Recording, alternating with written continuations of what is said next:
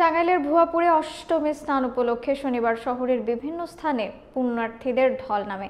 সনাতন ধর্মাবলম্বী পুণ্যার্থীরা পাপ মোচনের আশায় যমুনা ও ঝিনাই নদীর জলে ডুব দিয়ে শুদ্ধি হন।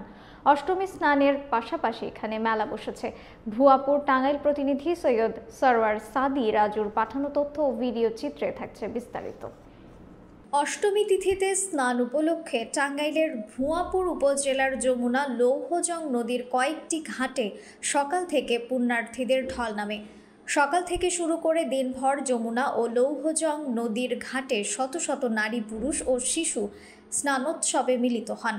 উপজেলা ও দূরদূরান্ত থেকে আসা পুণ্যার্থীদের সুবিধার্থে বিভিন্ন মন্দিরে বিশ্রাম ও প্রসাদের ব্যবস্থা নেওয়া হয়েছে। এর পাশাপাশি বসেছে মেলা। উপজেলার সুইচ গেট, আজমতের মোড় ও শহীদ জিয়া মহিলা কলেজ রোডে বসেছে মেলা। মেলায় বিভিন্ন রকম খেলনা ও খাদ্য সামগ্রী কিনতে ভিড় করে পুণ্যার্থী ও স্থানীয়রা।